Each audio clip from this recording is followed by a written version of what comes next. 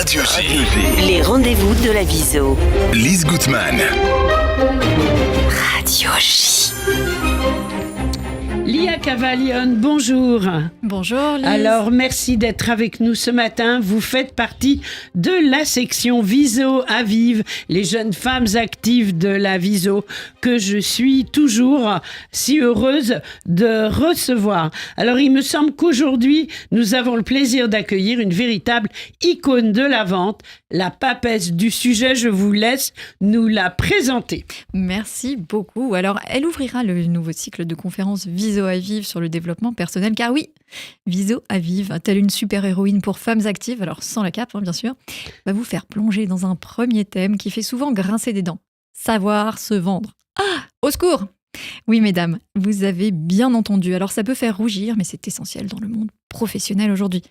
Alors, à 23 ans, vous étiez déjà à la tête d'une équipe de 180 vendeurs au sein du groupe Vivendi et vous transformez votre parcours atypique en véritable succès en lançant ensuite Memento Conseil, puis Booster Academic, un centre d'entraînement intensif à la vente, et puis vous cofondez The Artist Academy, un site de masterclass qui est dispensé par de prestigieux artistes. Et puis, alors le 10 décembre prochain, vous livrerez à nos adhérentes vos astuces pour la prise de parole en public, la négociation salariale, aussi comment éviter le syndrome de l'imposteur. Alors attention, spoiler alerte, il paraît qu'il ne faut pas avoir peur de parler de soi, même si avouons-le, c'est plus facile à dire qu'à faire. Alors préparez-vous à découvrir comment briller sans avoir l'air d'une ambitieuse avec les dents qui rayent le parquet. Evelyne Platnik-Cohen, bonjour. Bonjour. Bonjour. Bonjour à toutes les deux. Alors, pour commencer, est-ce que vous pouvez nous expliquer l'importance de savoir se vendre dans le monde professionnel et en particulier pour les femmes ? Alors, en particulier pour les femmes, mais un petit peu pour les hommes aussi. Mais savoir se vendre, c'est fondamental puisque à différents moments, on va avoir besoin de cette compétence. On va avoir besoin au moment où on va se faire recruter, où on va négocier son salaire pendant le recrutement. À ce moment-là, ça va être important. Mais ça va être important dans toute la vie professionnelle puisqu'on va vendre des projets en interne. On va essayer de se placer. On va essayer de se placer aussi pour prendre la parole et oser la prendre. On va essayer on va renégocier son salaire à plusieurs reprises. On va renégocier aussi le fait de pouvoir monter en hiérarchie dans l'entreprise. Donc, en fait, on va passer sa vie à se vendre. Sans compter que en tant que peut-être chef de projet ou chef de marché, ou différentes... on va aussi avoir dans sa profession des projets à montrer, des clients à convaincre, de la relation client. Donc, dans tous ces aspects-là, il va falloir se vendre. Donc, en effet, il est fondamental de travailler sur ce sujet. Et d'ailleurs, dans les grosses entreprises, très souvent, les femmes à fort potentiel, alors, le problème, c'est qu'il y en a très peu, c'est 0,1% de la masse. Par manque de vivier, peut-être. Oui, ouais. Exactement. On va leur faire suivre ce type de formation pour justement savoir mieux se vendre. Alors, justement, Evelyne Platnik-Cohen, Lia a prononcé un mot, je voudrais juste qu'on explique pour les auditrices, qu'est-ce que c'est que le syndrome de l'imposteur ? Alors ça, c'est très intéressant. Parce que tout le monde ne sait pas. Alors, il y a le syndrome de l'imposteur et c'est vraiment ne pas se sentir à sa place, ne pas se sentir prête. Alors, Diana Paola, qui était notre ancienne présidente de la Viso, qu'on embrasse et qu'on aime et beaucoup. qu'on adore, va sortir un bouquin qui est absolument génial, qu'il va falloir que toutes les familles, c'est le syndrome du bon élève, parce qu'en fait, le syndrome de l'imposteur, quelque part, c'est la suite du syndrome du bon élève, à vouloir toujours se dévaloriser, penser qu'on n'a pas réussi. Et elle sort un livre hyper pratique là-dessus, et ça va vraiment, je pense, être un super sujet. Formidable. Alors, se vendre, c'est aussi la clé pour la négociation salariale. Pourquoi pensez-vous, Evelyne, que beaucoup de femmes éprouvent tant de difficultés lors des négociations ? Pourquoi ? Alors, il y a plein de raisons, mais déjà, elles n'osent pas, elles ont l'impression justement du syndrome de l'imposteur, et très vite, elles vont baisser les bras. Alors, en phase 2, en plus, on sait parfaitement, alors moi qui n'ai pas du tout ce syndrome-là, je peux vous dire que parfois, quand ça a été mes collaboratrices et que je savais qu'elles avaient ce syndrome et que très vite, j'allais leur dire, écoute, non, pas pour l'instant, on va voir plus tard, tu viens d'arriver, je savais qu'elles baissaient vite les bras, et donc je m'en suis servi aussi à ma place, soyons clairs. Donc quand vous avez quelqu'un qui ne résiste pas en face de vous et qui très rapidement dans une négociation va baisser les bras, eh bien, la personne en face, que ce soit un homme ou une femme, va en profiter. Donc, c'est un petit peu ça le sujet. C'est comment tenir le choc, comment être sûr que ce salaire-là, si c'est une négociation de salaire, je vais véritablement tenir. Est-ce que j'ai vraiment bien préparé mes arguments ? Est-ce que je vais vraiment tenir la relation ? Et puis, en cas d'échec, est-ce que ok, tu veux pas les 2%, mais dans ce cas-là, tu vas m'accorder quelque chose en plus. Ça peut être une journée de télétravail, ça peut être une journée où vous dites, écoute, le mercredi, je te propose que maintenant je travaille que 4 jours par semaine, puisque vous n'avez pas les moyens de m'augmenter. Voilà. Donc, il y a plein de choses comme ça à préparer et à tenir tête et pas lâcher le morceau, quoi. Voilà, c'est important. Hein. Alors, la négociation salariale, c'est vrai que ça s'applique quand on est salarié, mais on a aussi beaucoup de femmes et d'hommes aussi qui nous écoutent aujourd'hui, qui n'ont pas de salaire, mais qui donnent des tarifs, donc comme des honoraires, et qui fixent en fait des tarifs pour des projets qu'ils vendent. Et ça aussi, on retrouve un petit peu la même chose, où des fois, on peut avoir une difficulté de mettre des tarifs plus élevés. Comment est-ce que vous voyez cette partie-là aussi de fixation de tarifs de manière générale ? Je dis toujours, la vente, c'est trois choses. C'est le mental, le comportemental, la technique de vente. Donc, là-dedans, il y a le mental. Donc, déjà, mentalement, qu'est-ce que vous valez ? Est-ce que vous valez ce prix jour ou vous valez pas ce prix jour ? Si vous valez ce prix jour, il va falloir l'assumer. Et puis après, il y a le comportemental. C'est comment je vais m'adapter par rapport à la personne qui est en face de moi et comment je vais lui démontrer que je suis la bonne personne pour ce projet. Et puis ensuite, il y a l'approche technique, la découverte des besoins du client, savoir ce dont elle a besoin pour pouvoir proposer exactement le projet dont la personne en face a besoin. Donc, on voit qu'il y a des mécanismes à mettre en place pour pouvoir justement appliquer son vrai tarif. Et alors, je ne vais pas vous faire un cours qui pourrait durer 1 à 2 journées, vous voyez, sur savoir fixer son tarif en quelques instants, mais je vous en ai donné la subscientifique. Oui, voilà. Et d'ailleurs, on pourra trouver des masterclass sur Internet si vous googlez. Alors, j'ai beaucoup de contenu gratuit sur YouTube, justement, qui explique tous ces sujets-là. Sous votre nom, Evelyne Platnik-Cohen. Vous tapez, vous allez voir des centaines de vidéos qui vont apparaître. Génial. Et vous avez tout ce contenu gratuit. Exactement. Et fascinant. Alors, quelles sont selon vous les clés d'une négociation réussie, si on devait donner des petites astuces pratiques? Est-ce qu'il y a des stratégies spécifiques que vous recommandez pour aider les femmes justement à négocier leur salaire ou à se revaloriser dans les demandes de prix qu'elles appliquent? Oui, alors assez rapidement aussi, puisque j'ai 1 minute pour expliquer quelque chose qui peut s'expliquer. Mais d'abord, il y a le travail. Vous avez déjà le travail de préparation. C'est-à-dire, qu'est-ce que vous voulez négocier et parfois, d'ailleurs, il faut demander plus pour avoir moins. Donc, il y a ce travail de préparation. Il y a ce qu'on appelle, dans ce travail de préparation, les issues de négociation. C'est-à-dire tout ce que je peux négocier. Je peux négocier une augmentation de salaire, mais je peux aussi négocier une voiture. Il y a plein de choses que je peux négocier. Donc, tout ça, ça se prépare en amont. Ensuite, il y a la zone d'accord possible à connaître. C'est-à-dire, qu'est-ce que moi je veux et qu'est-ce que la personne est prête à céder. Donc, ça, c'est ce qu'on explique en négociation, cette zone d'accord possible, il faut la connaître. Il faut l'avoir travaillé un petit peu avant. Il faut avoir discuté avec des collègues qui ont peut-être déjà, eux, sont rentrés dans une négociation. Donc, ça se travaille. Et puis ensuite, il y a je suis face à la personne. Et là, il y a prendre en compte la situation de l'entreprise dans laquelle je suis. Évidemment, si j'ai une entreprise qui a fait moins 10% cette année et que moi, j'arrive avec une demande de hausse de salaire, ça ne passera pas. Mais si c'est l'inverse, en revanche, je peux le justifier. Donc, il y a la prise en compte de la personne, de l'entreprise d'abord, puis de la personne que j'ai en face. Et ensuite, je vais rentrer dans un processus de négociation où je vais très rapidement mettre sur la table tous mes points forts. Et d'ailleurs, là-dessus, il ne faut pas avoir d'état d'âme. Sur la façon de présenter ses points forts. Exactement, exactement. Donc, il faut quand même être sûr de soi. En tout cas, ça se travaille. Ça se travaille. Ouais. Il faut avoir préparé les arguments où on est sûr que ce qu'on dit, on l'a fait. C'est-à-dire, oui, si vous avez fait plus 20% sur votre chiffre d'affaires, c'est une réalité. Oui, vous avez décroché le plus gros client de l'entreprise, c'est une réalité. Vous avez permis le recrutement de 2-3 personnes parce que c'est une réalité. Donc, ce sont que des réalités, en fait, qu'on va aligner. Donc, aligner des réalités, ceci dit, beaucoup de personnes qui se découragent au milieu parce qu'elles se disent oui, j'ai fait ça, mais oui, mais.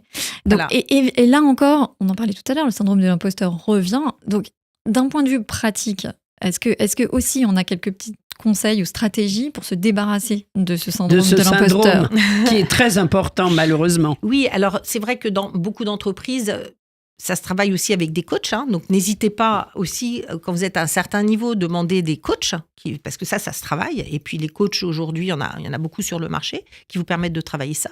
Mais ensuite, c'est aussi se regarder dans la glace et dire qu'est-ce que j'ai fait cette année, qu'est-ce que j'ai fait ces 10 dernières années, qu'est-ce que j'ai fait, quels sont mes points forts, qu'est-ce que j'ai réussi, qu'est-ce que je vaux sur le marché. Si j'existais pas dans ce monde, qu'est-ce qu'il n'y aurait pu ou il n'y aurait pas. Voyez, donc il y a un moment donné, il faut regarder une réalité en face. Faut être travailler son assurance, mais aussi tous les arguments qui vont derrière. Donc il y a un vrai travail de réflexion sur ses points forts, sur ce qu'on est, sur ses valeurs, sur ce qu'on a envie aussi de faire percevoir aux autres. Donc oui, il faut être assez sûr. On parle d'assertivité aussi, c'est-à-dire dire les choses. Sans excitation, mais sans non plus recul. C'est juste la bonne dose dans la relation à l'autre. Et tout ça, ce sont des éléments qui se travaillent.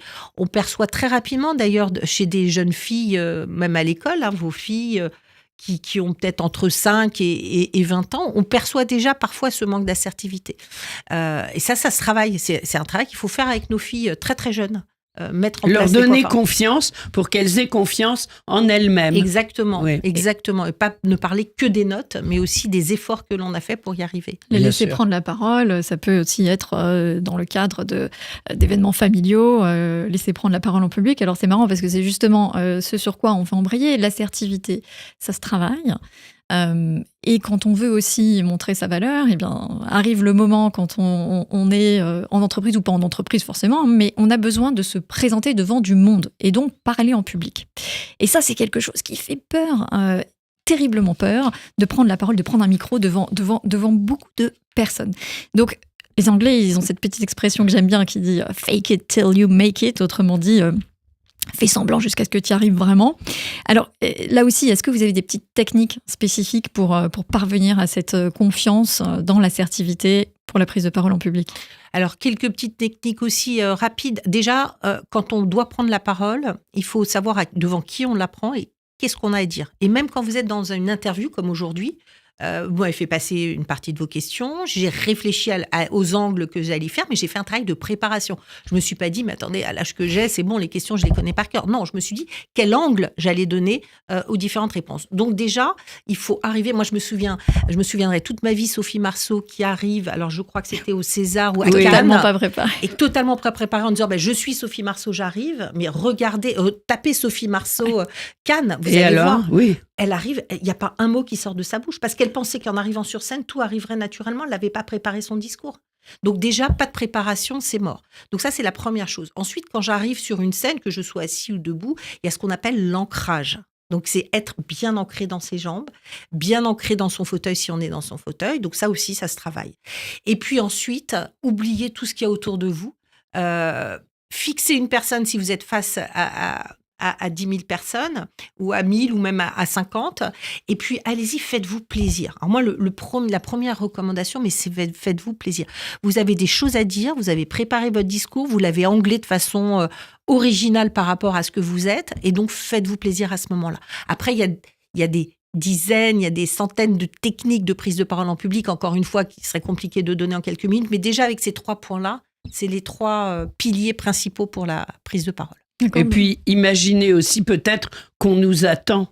Parce qu'on a souvent tendance à penser, moi, on m'attend pas, etc. J'ai pas besoin de trop m'exprimer. Mais si, c'est important. C'est important. Et puis, je crois que ce qui est très sympa quand on s'exprime sur des sujets, moi, j'appelle ça, c'est l'angle. Bon, les livres que j'ai écrits, les sujets que j'aborde, les conférences, c'est toujours, je travaille énormément mon angle. Qu'est-ce que je vais dire de façon un peu différente, de façon peut-être parfois un peu humoristique aussi, même si on n'est pas là pour faire un show, mais de façon humoristique, mais avec un angle qui m'est très personnel et donc qui va faire sursauter les gens, pour éviter de rentrer dans la banalité des sujets. Alors donc, justement, cet angle très personnel, il a à voir avec l'authenticité qu'on a à proposer. Comment est-ce qu'on peut se vendre sans donner l'impression d'être trop ambitieuse ou prétentieuse, et quelles approches justement suggérez-vous ? Déjà, la première approche est soyez ambitieuse et soyez prétentieuse. D'accord. Là, n'ayons pas peur Ayez les dents qui rayent le parquet. Mais avec un dentier. L'air de rien, on est en train de prendre une leçon. Moi, je dis rien, mais... J'adore. Je suis toujours là pour apprendre. Moi aussi. Non, mais ça, il ne faut pas avoir d'état d'âme. Moi, j'ai écrit un bouquin qui s'appelle L'ambition. Donc, vous voyez, je n'ai pas d'état d'âme sur ce qu'est l'ambition. On l'a coécrit avec une de mes amies, Sandra Legrand. Et justement, alors pas spécialement uniquement pour les femmes, ce n'était pas un bouquin que pour les femmes, mais c'était pour expliquer ce qu'est l'ambition aujourd'hui. Mais affirmez votre ambition. Vous avez des ambitions, vous voulez révolutionner le monde, vous voulez changer le monde, mais affirmez-le sans problème. La prétention, c'est quoi la prétention? C'est juste dire ce que j'ai envie de faire et ma vision des choses, mais soyez prétentieuse. J'ai même envie de dire, soyez un peu mégalo dans votre vision. Vous voyez, quand on monte des entreprises, Il faut oser, puis il faut se dépasser, parce que quand on monte des boîtes, alors moi, à chaque fois que je monte des boîtes, Booster Academy ou maintenant The Artist Academy, sont des entreprises qui n'existaient pas sur le marché et des offres qui n'existaient pas. Mais si vous n'êtes pas un peu mégalo, vous montez jamais ce type de boîte-là. Donc, n'ayons pas peur de ces mots-là.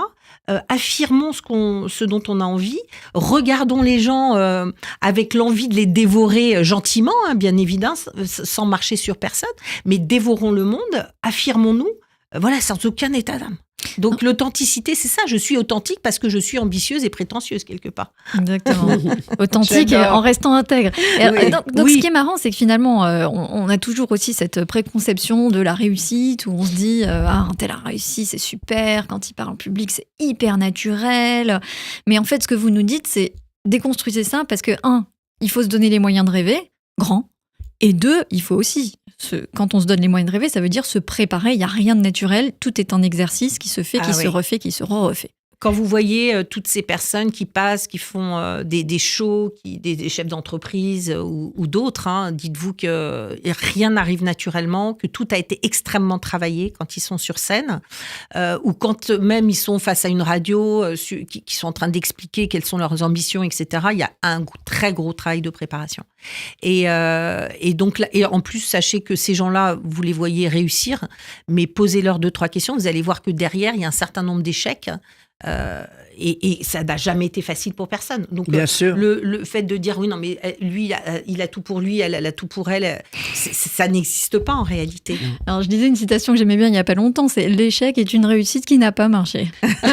Ça, c'est très adapté à notre émission. Exactement. Et ça pourrait être de l'humour juif, d'ailleurs. Oui. Alors, Evelyne Platnik-Cohen, pour conclure, en fait, je vous ai aussi entendu partager une anecdote puissante sur un cadeau que vous aurez offert votre mari suite à la vente de votre entreprise Booster Academy. Et j'ai trouvé ça extrêmement inspirant. J'en ai tout de suite parlé à mon mari, bien entendu.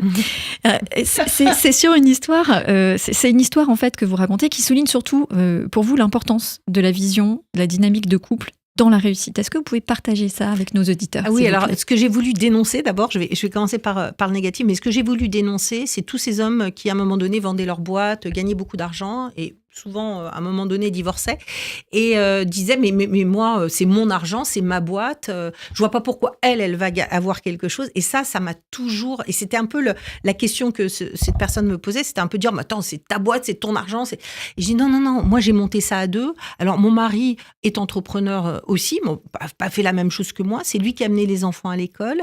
On est une team en fait, hein. On est une team. Et si moi j'ai pu faire ce que j'ai pu faire, c'est parce que jamais un matin j'ai amené mes enfants à l'école, donc les petits déj avec les clients et tout, je pouvais les faire. Le soir, 3 soirs sur 5, j'étais en réseau, mais mon mari était à la maison pour reprendre le relais. Et donc, voilà, j'estime qu'on est une team. Et donc, j'aimerais que tout le monde puisse nous entendre et se dire que quand vous gagnez un peu d'argent, quand vous êtes un couple, il n'y a pas celui qui gagne de l'argent et l'autre qui n'en gagne pas. Si celui qui en gagne de l'argent a pu le faire parce que l'autre s'est occupé souvent de l'intendance et de choses extrêmement importantes. Et voilà. Et c'était évident que je puisse l'affirmer. Et merci de me donner la possibilité de le réaffirmer sur une autre radio, parce que c'est vraiment un message que je voudrais faire passer.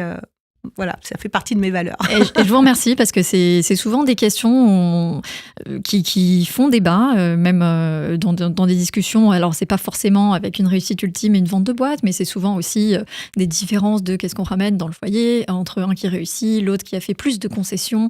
Bon, souvent, c'est vrai que c'est homme-femme un petit peu dans nos schémas traditionnels. Mais bon, on peut imaginer d'autres manières. Donc, c'est intéressant, en fait, de voir l'autre dans le couple comme aussi un élément essentiel de la stabilité qui va permettre la réussite. De la réussite des enfants, du couple, exactement. Il y a environ 25 ans, il y a des femmes d'avocats qui se sont réunies. Elles se sont aperçues qu'elles travaillaient pour leur mari et qu'elles n'auraient pas de retraite alors qu'elles tenaient le cabinet à bout de bras, etc. et qu'elles n'étaient pas payées. Et elles ont lutté, elles ont obtenu le droit d'avoir une retraite. Oui. Je voulais le dire parce que c'est exactement dans la veine de ce que vous nous expliquez. Merci beaucoup pour tous ces échanges. Absolument inspirant. Donc Evelyne Platnik-Cohen, on a adoré vous avoir à notre micro et surtout Viso à Vivre se réjouit. Et vive la Viso, hein, parce que je suis viséenne, hein, donc vive la Viso. Et donnez à la Viso, et vous avez l'IFI, donc surtout donner à la Viso, c'est important, c'est nos enfants. Merci c'est de le nos rappeler. enfants, voilà, on travaille tous pour ça. Donc on est ravis parce que donc le 10 décembre, je le rappelle, on va ouvrir avec vous notre prochain cycle donc sur le développement personnel et puis vous venez bénévolement, on permettra justement aux personnes qui sont adhérentes de venir vous écouter dans un cadre assez privé et génial. Pour s'inscrire, comment on fait ? Pour s'inscrire, alors il faut justement nous contacter à partir des réseaux. Vous allez sur le compte Instagram Viso et vous inscrivez directement. On propose d'ailleurs ce cycle. On dit non payant pour le cycle, mais ce qu'on propose, c'est juste d'adhérer pour un prix raisonnable, très raisonnable en 2025, exactement, de sorte à ce que celles qui viennent cette fois-ci pourront venir la prochaine fois. Encore une fois, merci beaucoup Evelyne, et on a hâte de vous retrouver le 10 décembre. Merci Evelyne Platnik-Cohen. À bientôt. C'est bon. On n'a pas dépassé. Un peu, mais un tout en petit peu. coupant les blancs, ça va le faire.